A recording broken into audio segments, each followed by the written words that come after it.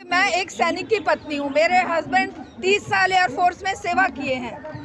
उस दौरान हमें बार बार कहने को मिलता था, क्योंकि मैं एक सोशल एक्टिविस्ट और एक अलग तरह की चिंतन वाली महिला थी, तो मेरे हस्बैंड कहते थे कि हम आर्मी, एयरफोर्स और नेवी वालों को कभी भी किसी भी पार्टी के फेवर में या अगेंस्ट नहीं बोलना चाहिए। हम तो हर जिंदा इंसान से ये अपील करेंगे कि देश के युवा नौजवानों को, देश की महिलाओं को, देश के हर इंसान को जो एक इंसानियत का जज्बा रखता है सड़क पर आना चाहिए, वरना अगला नंबर उन्हीं का है। उसी न्यायालय ने क्लीन चिट दे दी है। ये न्यायालय नहीं रहे हैं, अब ये एक तरह से जैसे आर्मी के तीनों चीफ, आर्मी, एयरफोर्स, नेवी के तीनों चीफ प्रवक्ता बन गए हैं सरकार के, उसी तरह से हमारा सुप्रीम कोर्ट भी प्रवक्ता बन गया है हमारी सरकार का, बीजेपी का।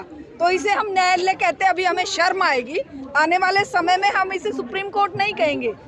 सुप्रीम कोर्ट कहलाने लायक ये बचेगा ही नहीं, क्योंकि जो भी न्याय और अन्याय के बारे में फैसला ही ना कर सके, जो अन्याय और अत्याचार के साथ खड़ा हो, जो निरपराध लोगों को सजा देकर जेलों में ठूंस दे, जो अन्याय के खिलाफ आवाज उठाने वाले लोगों को ही अपराधी बना दे, उसे आप कैसे कोर्ट कह सकते हैं, न्यायालय कह सकते हैं, और वो भी देश की सर्वोच्च अदालत कह सकते हैं? ये बहुत ही शर्मनाक बात है। ऐसी मानसिकता क्यों बन गई है कि तीनों सेना प्रमुखों ने अगर भाजपा का साथ दे दिया, उनकी पॉलिसी का साथ दे दिया, तो वो आपको दुश्मन दिखने लगे, और अगर अगेंस्ट में बोलते तो वही भगवान हो जाते।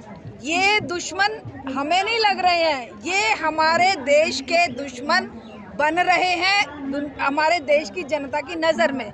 क्यों जानते हैं? सेना को ये, क्योंकि मैं एक सैनिक की पत्नी हूँ। मेरे हस्बैंड 30 साल एयरफोर्स में सेवा किए हैं। उस दौरान हमें बार बार कहने को मिलता था, क्योंकि मैं एक सोशल एक्टिविस्ट और एक अलग तरह की चिंतन वाली महिला थी, तो मेरे हस्बैंड कहते थे कि हम आर्मी, एयरफोर्स और नेवी वालों को कभी भी किसी भी पार्टी के फेवर में या अगेंस्ट नहीं बोलना चाहिए। वो एक सैनिक होते हुए तब वो ऐसी बात कह सकते थे, और ये सर्वोच्च सैनिक है, सर्वोच्च कमांडर हैं, तब ये ऐसी बात कह रहे हैं कि अग्निपथ जो है बहुत अच्छी योजना है और सरकार ने ये बहुत ही उत्तम काम किया है। तो इसे मेरे हिसाब से हमें नहीं लगता कि ये हमारे दुश्मन है, बल्कि ये पूरे हमारी देश की आने वाली सुरक्षा के दुश्मन बनते जा रहे हैं।